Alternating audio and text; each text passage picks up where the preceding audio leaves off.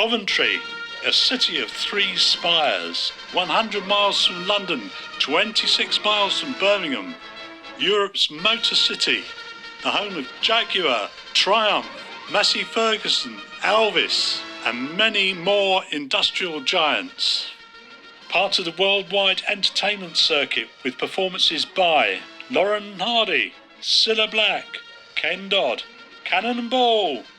No artist minded being sent to Coventry, where the hit My Ding-a-Ling by Chuck Berry was recorded in his encore at the Locarno. The Beatles, Cliff Richard, Roy Orbison, Tommy Steele, Oasis, U2, Pink Floyd. All of these artists performed at the city's hotspots, a city with 2 cathedrals and a population from all over the globe. There's something else that Coventry is famous for throughout the world, but which has been whitewashed from the city's cultural history. The UK's first ever 24-hour licensed club. The Eclipse. Out of bed at 8 a.m. Out my head by 10:30. Out with mates and dates and friends. That's what I do at weekends. I can't talk and I can't walk, but I know where I'm going to go. I'm going to watch my money go at the Locarno. No, I go out on Friday night and I come home on Saturday morning. I go out on Friday night and I come home on Saturday morning. I knew Stuart Reid and I knew bloody Brad Edwards, so we're not like, friends to run away. If he's ever in a place, I'd run off, you know what I mean? Because he's a bloody nutter. But Mr. Reid is a proper businessman. He was the only businessman out of the whole posse. He looked the part and everything. I got a phone call. I remember him vividly, Sunday night, and he goes, I've just bought this place in Bingo or Exford. He goes, yeah, I'm going to turn it into a club. And they put it out and have it for raves. Will you be a resident there? He goes, well, yeah, definitely, yeah. First knowledge of the Eclipse was through friends in my local pub, because they were actually part of the construction of it at the time, and they were telling us about this thing that's opening, and we were like, what are you on about? I was watching it being built. I went down there after work every day, religiously. I think I can count on one hand how many times I didn't go. I got to know the builders, plasterers, painters. He didn't really take it in too much, but he did. He got it all done, and it was a hit. Not knowing that it was going to be like what it was. The actual idea of it being the members club and everything, it was just genius. It was like, who would have thought of that? To get round these loopholes and that. You've got to take your hat off to them for that. But you didn't realise you were making history at the time. They were untouchable, didn't have a drinks licence, members only. It's like, right, let's crack on.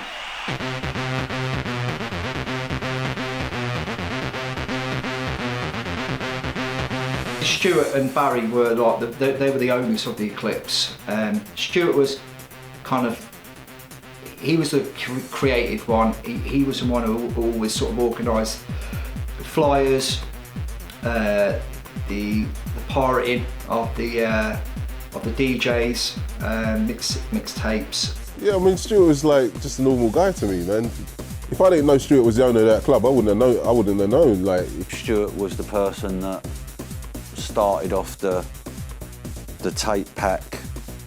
You went from Stuart singles, then I think Stuart had a double, and then the next one I saw was a 4, and then it went 8. I remember seeing ones with 12 in. I think it just went to a whole tape. The whole night was in there basically. The people that run the Eclipse just, I think they were like bully boys sort of thing. Do you know what I mean? They weren't nice people. They threatened my brother, and I weren't allowed in there because I stuck up for him. So I weren't allowed to go there, but eventually I got myself in there. Had some good nights in there, but at the start I weren't allowed in there. They always dealt with me fairly, and sometimes I go in the office to to get paid, and I'd be in there like 20 minutes, half an hour, just chatting with them. Do you know what I mean? I'd get my money, and then once every month or so, they'd give me another envelope with my tape money in it. Do you know what I mean? And I was happy with that. I was really happy with it. I know it was probably a fraction of what they were making, but hey, at the time, I was happy with it. You know what I'm saying? Neville introduced us to them. He was a step ahead in that respect. And he goes, look, I could get you a bit of work up here. What are you saying? I go, yeah, we'll have some of that. You know what I mean? And basically, he got us directly in with them at the Eclipse, with Stuart and Basil. Baz was sort of like the money side of it. He would take care of the money, and he would also take care of the security. To me, he was just a normal guy. You know, he always used to greet me at the door, made sure I was all right, made sure I had a drink, just take me through to the DJ box with some security. So he was always good to me. Other than that, I didn't really have that much communication with Stuart.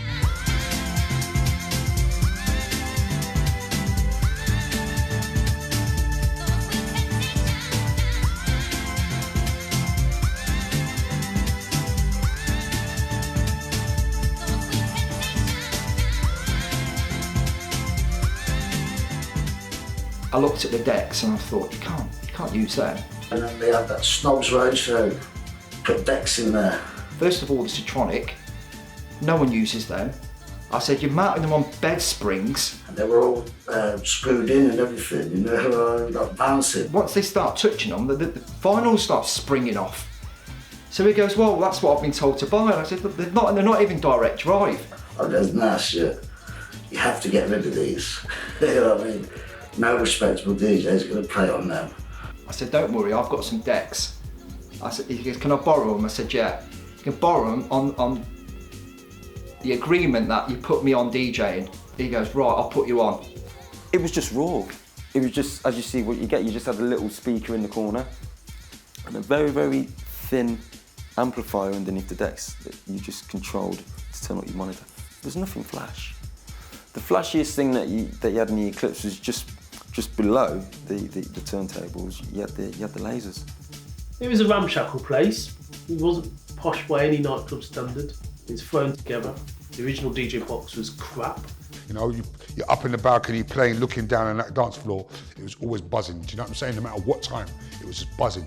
It worked, you know, and week in, week out, it slowly got better and better. You know, the equipment got better, the lights got better, the people who came in. We actually always had good people working there. It's just a crazy thing, the way they took to us, sort of thing. And the MCing, like I said, I'm mad free. I can get away with it. It was a fucking stink hole. But it was good. It added to the atmosphere. They were all sweating, dripping with sweat because there was so much heat. They were generating what people in there. It suited the vibe of the music in the time. You know, a homemade sound system which was forever breaking down, blowing up. The lighting was the same. You know, everything was done on a shoestring, but no one cared. I couldn't get enough of going all up north. The Eclipse, like, that's an amazing club, man. That was an amazing club. It was really, it had everything. People are going to be having it proper. Music appreciation of people that are there doing it with you. There's an element of respect, you know what I mean? And that's what was nice about it as well. You got a lot of love. Yeah, I have to walk about with the mic at Eclipse. I started walking at Shelley's. I've done it all the early days. So when I got to Eclipse now, I started doing that. After about 2 months, I realised that, boy, I think I have to stop coming out here, you know? You get what I'm saying? Because there's a lot of love. But they're more polite, more caring, nicer. They're not under as much pressure. They're under a lot of pressure, but not as much as the boiling pot like London. It was good. It's good, and I can see that they related to us, and we definitely related to them because we were giving them some different beats as well. It was honourable, man. Seriously, good, very good club. A bit like when I saw the Acid House explosion down here, you saw something continuously grow and grow and grow.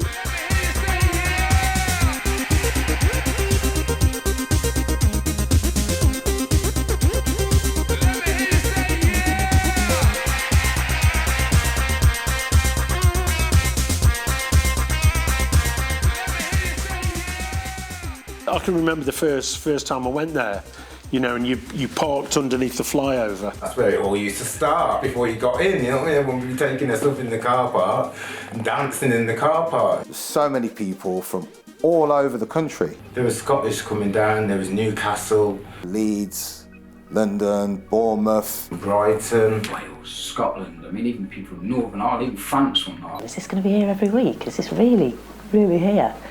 People were so shocked that there were so many people from all over, you know. Sometimes, I don't know, 3 cars of us, they just want to go out partying. I need to go to work, but they're all in party mode. It didn't rely on people just from Coventry, because people travelled from all over the country, you know, to come to this club, and they did week in, week out. I loved it. It was a breath of fresh air for me up there. I couldn't get enough of it. It was a mecca. It was just a mecca.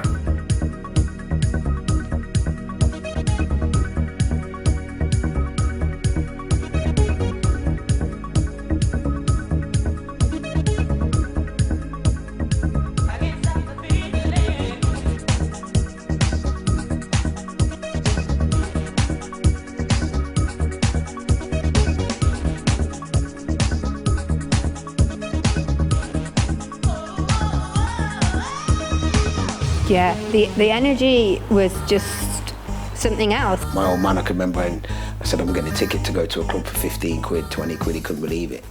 And then when I told him there was no drinking, when there was no drinking there, no beer in there, it's just, and them times there, £1 for a water was dear. Do you know what I mean? If you told somebody over 28 that he was going out buying a drink of water for £1, they'd look at you like you were crazy. It's funny now when you think about it. You used to get the last bus into town, then you'd have to go to a record shop across the road from the Eclipse to buy your tickets. Seeing a queue that went all the way round under the sports centre. Underneath the flyover towards the Elephant at the time, it was just hundreds and hundreds of people. Wow. That was my first experience of the Eclipse. It was just wow. I think that was about 2:30 in the morning for me. And he's like, we're not going to get in here. So many people trying to get in, so many people trying to black their way in. And you'd be just dying to get through those doors, you know, you'd be thinking, hurry up, hurry up. You'd get your ticket, you'd go queue up, you'd get in the Eclipse, you'd get searched. Then you go in and you go up some more stairs. And then we've hit the 2nd floor and I said to my mate, come on, I tell you what, there's more stairs, let's go further up, let's see what this whole place is about. It was always sticky in there. The heating was always on as well to make you buy more drinks. The stairs were always slippy. You daren't put your hand on the railings because you'd just slip over. It was very grimy. I'd go upstairs, set the decks up. You know, me and Mick would then start playing. And the music was just immense. You know, you got a big third and third and third. It got louder and louder and louder. The bass used to go through you, man, and scare you, you know what I mean? You'd be like, oh, bloody hell. Lovely, great. So you've got the stage at the end where your MCs were and did the PAs. You've got, then the DJ box was above it. It was quite raised up high up and it got the green light of laser magic. These lasers, never seen lasers before, because all we ever had was MTV and like Top of the Pops. The DJ's kind of commanding a view from above the crowd, almost like a pulpit, preaching to the converted. And the place was just rocking, rocking.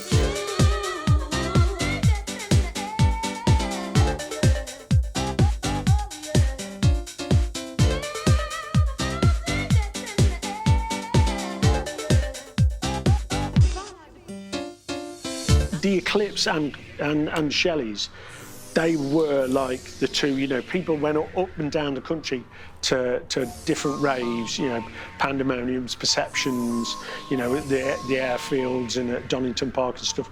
But those two, they were the home of like Midlands raving. Just to see the whole club just bouncing, and then you'd look around like the balcony, and then you go down the stairs to the middle room and that'd be jumping as well. For me, it's not about the glitzy side of a club, it's about a space that can be turned into a great energy and a great vibe. You know, I thought the Eclipse, the one thing that used to do me in there was the heat. It was ridiculously hot in there, but again, the vibe, you know, and you're talking 3 floors of madness. You'd be waiting all week to go and have this sort of alternate reality for the whole weekend. and come together with a whole load of souls to just be free, experiment, dance, just be yourself. I'd do like 3 or 4 gigs in a night, so you know I'd always end up there, and no matter what time I could always fit in the Eclipse. Do you know what I'm saying? Always. So it was just perfect. Do you know what I mean? You go there and it was just like buzzing. Even if I got there at 7 o'clock in the morning. It was a weird one where you'd start dancing and you'd find yourself like working your way towards the back of the room. So then you'd have to like stop, meander through the crowd again to like halfway through, start dancing again, and you'd have to keep doing it. For some strange reason, you just ended up going backwards. Just to be in that DJ box, actually playing them records for them crowds was, you know, just unforgettable memories, really. You couldn't help being, you know, caught up in the moment. You know, just watching people's faces and seeing their reaction.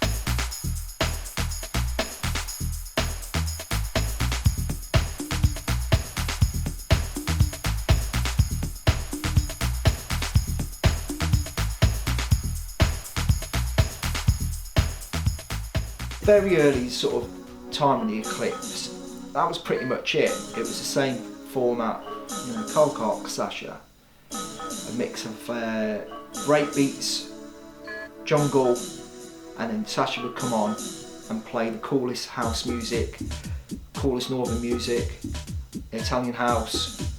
See, I'm a collective music person. I'm just a person that's just into hard music. I'm into music, full stop. So people like Sasha need to be heard. If you don't have people like Sasha playing light, then how are you not going to know what's hard? I like the happy house, Italian house, the piano, you know, the lighter stuff, the stuff that makes you just want to put your hands up in the air and just like feel like you love everybody. I thought the envelope was always getting pushed back then, and it was great that you had someone like Sasha, who was very piano house orientated. I would play a lot of B-sides where maybe people weren't looking. Back them days, you could have an EP that had 8 tracks on it. I could be playing track 8 that might have been a bonus set of beats. I loved it, and I loved the way it was progressing. It didn't really sort of start changing until the club became more and more popular, and then it started having outside promoters coming in, and then they in turn brought their own PA systems. They brought their own PAs. People like Energy or Sunrise or guys from Leicester called Head that would come in. Druids in the middle of the Eclipse on the solstice event. I mean, like you think now, how would that work? But it worked. Every week was just pretty special. Once we got onto the stage, it was just absolutely electric. I mean, like, we used to have come on and you'd see every single person's hands in the air. Seeing how passionate everybody was about it. No, the place would be rocking at 11 o'clock, and you'd set everybody up for the rest of the night then. An amazing atmosphere. Dance floor would literally be bouncing, and it's like concrete. I felt like I'd moved into a different realm of the rave scene. It's like we grew with it, and we're going to be professional.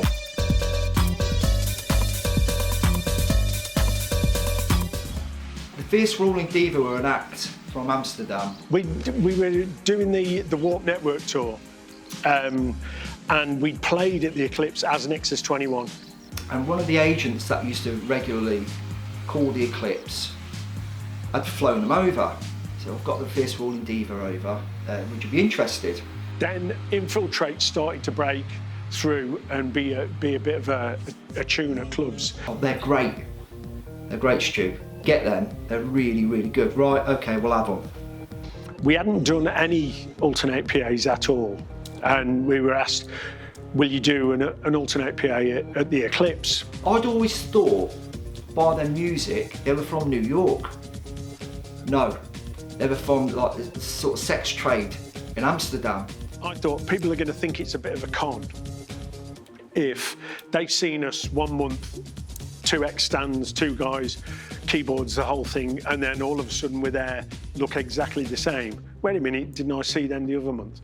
They were actually a gay cabaret act. If we covered ourselves up, you know, some kind of suit, so that we didn't look the same, people didn't know who it was, people would think we were a different group. And they came with a suitcase of props, and when I say props, dildos, strap-ons, gags, stuff I'd never seen before.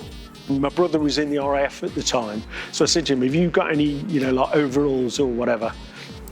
He said, I've got 2 of these NBC suits. They're like vacuum packed, made in like 1983. You can have those.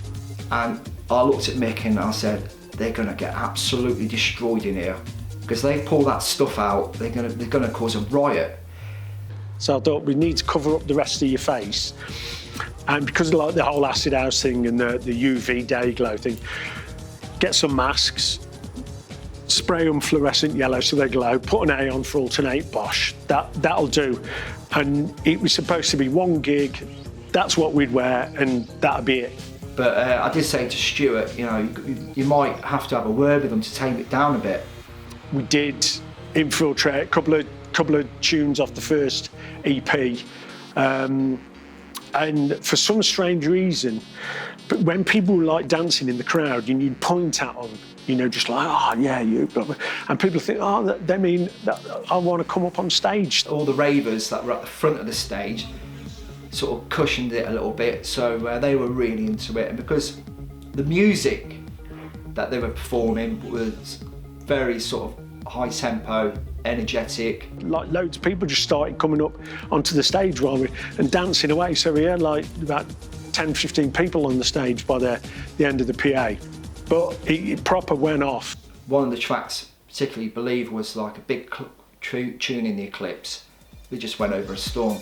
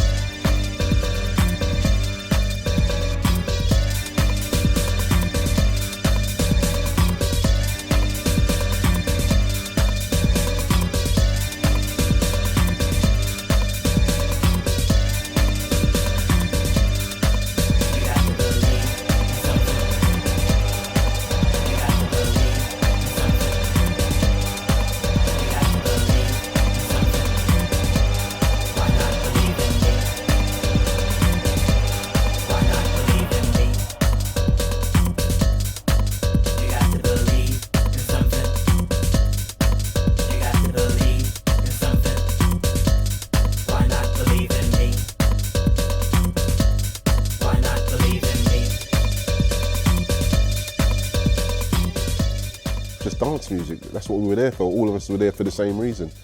Whether it be light, hard, in between, whatever, it was just there for music. And, you know, probably drugs played a big part in that, because obviously the drugs must have been better back then than they are now, but it must have played a big part in it. But Yeah, I mean, it was great. It was the best times. Obviously, drugs played a massive part in it. If people want to do drugs or get absolutely wasted, that's up to them. I mean, I remember my first dove in the Eclipse, and when it kicked in, I was in the main dance area. But it didn't matter where you're from, everyone would chat to you, walk past, you wanted some of this drink, can I have some of your water, blah, blah, blah. And I was just going round to everybody saying, I love you, I love you. I don't know you, but I really love you. I knew people that had competitions with each other, to see who could get the most wasted. One thing that always reminds me of the Eclipse is Vicks. What's that smell? Oh, that's marijuana. Never smelt it before. Which you smell it and it was god-awful smell. There was a geezer dancing like about 2 rows in front of us with a big suede jacket with 8s on it, and he was absolutely soaked. And I thought it was his sweaty suede jacket, but it was, I said, well, what was that smell? He's poppers. For me, looking at people, they were proper raving and... luminous outfit and big bobble hats. Looking down on the crowd and just looking and thinking, wow, look at that sea of people down there. Obviously everyone was off their nuts. That's all right, that's what it's about. I was off it, I mean, I just got there buzzing. Most people would be standing at the counter just struggling trying to see the change in their hands. And you'd see them and you'd think, oh God, you kind of try and pull them to the side and say, I think you've had enough now. It scared me sometimes. So half the time I'd have to lean over and just say, look, it's £2 or it's £3 and take the money out their hand for them. Be like, well, so-and-so's had 4Es and 5 wraps of whiz, so I'm going to have to get another one now because I've got to keep up with him. And the states of some people. Just be holding their hands, and there was this connection with people. You'd make like lifelong mates. It was just part of the club, it's just how it was there. It was an experience and an education. The club wouldn't have been the same had that club opened its doors, sold alcohol, or not sold alcohol, sold pot, but there'd been no drugs in there at all, and you wouldn't have had the same experience. The club wouldn't have had the same experience. It wouldn't have been projected to the heights it was at the time. I'm going to be honest with you, It's the first time I'm hearing this. Is it? The first time I never hear Eclipse you couldn't get drinks.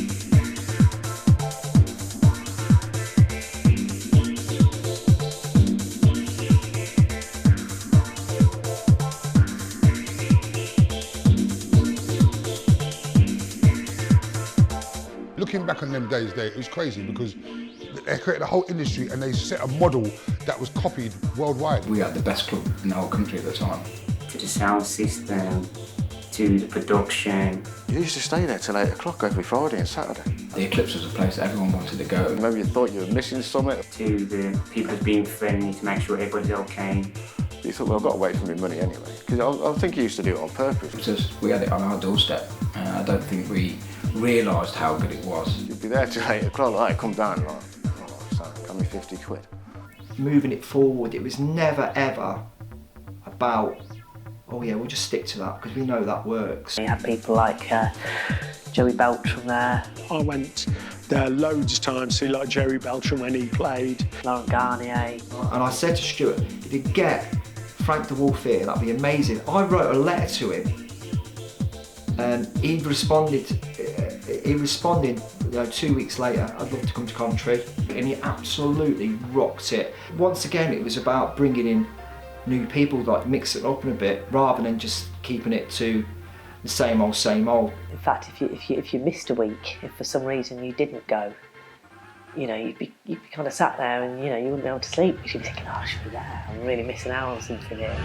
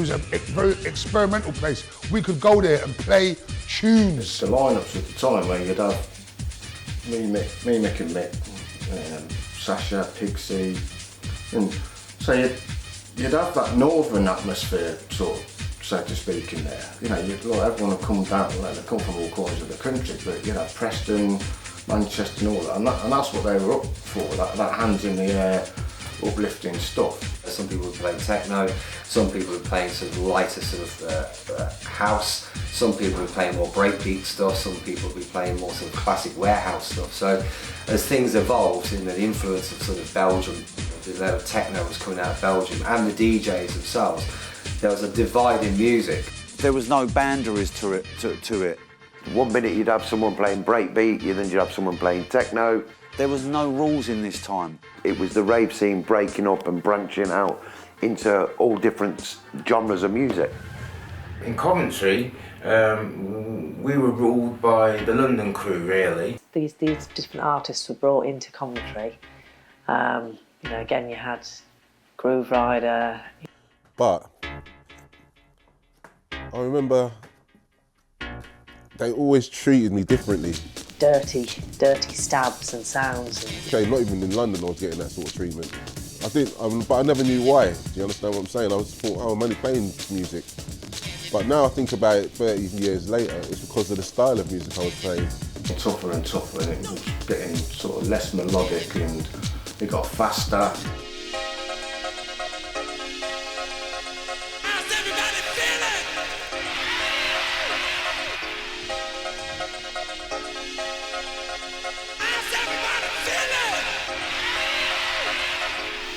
The music scene changed, genres started to come into it. Whereas before it was just house music, dance music, simple as that.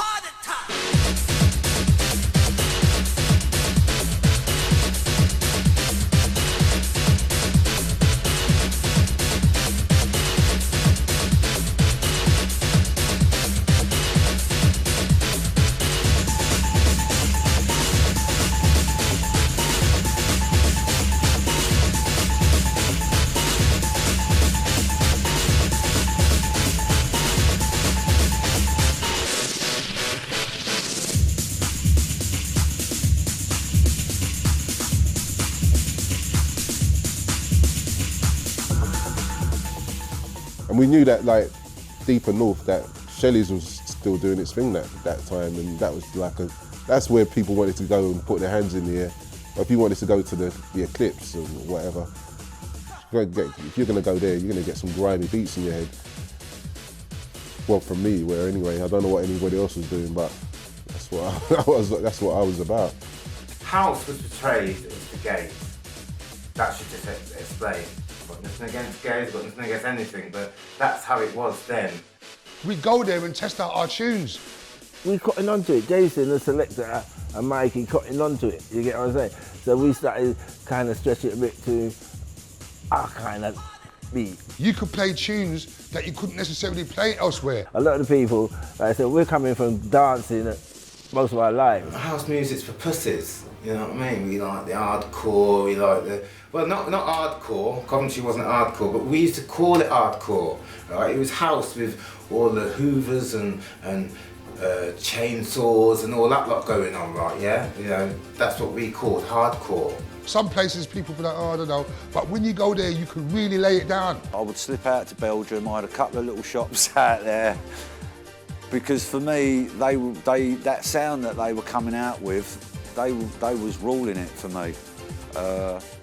And I got heavily into that kind of, not your full-on techno, but there was something about it that gripped me, obviously. But everybody was, you know, very kind of like Sasha.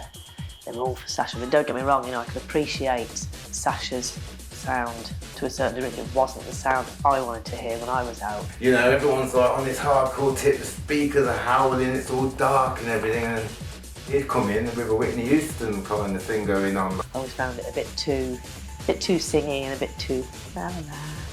You know, I did prefer it more banging. You know, I liked my kind of more grungy Hoover noises and, you know, acid bass lines. You know what the Coventry crowd are like, mate? Not all of them, but you know, yeah, they used to spit on him and stuff like that, and balcony and... You ain't playing in there, you play, and then they'll be like that.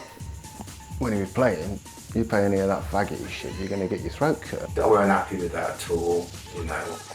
But like I says, he had the most stick out of all the DJs. You know what I mean? And he still did his thing. Stupid things like Sasha getting threatened in the car park, having his records thrown across Pool Meadow car park. I didn't know you got so much abuse. That's disgusting behaviour. And I'd never endorse something like that. That's disgusting. He's just a guy playing music, trying to entertain the crowd. He shouldn't be told that. He's got his right to do. And people love Sasha, and they loved him then as well. So I don't get that mentality. It's only music. Well, you know, but he stuck it out. You know, you ain't no fanny, but well, that's it then. You know, you need little experiences like that, and that's what happens. Him gone. No, I ain't coming back there. Don't need it. And he didn't. Why would he? And here comes your last one. DJ Sasha, touch it down.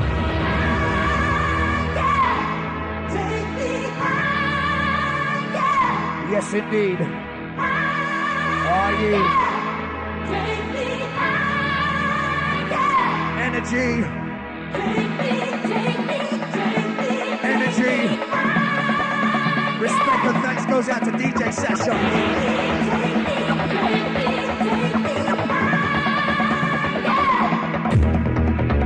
Holding it down for the Energy crew. Happens to be the last one.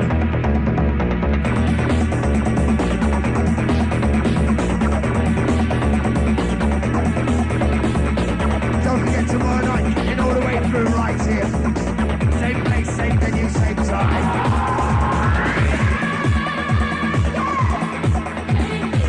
Are you?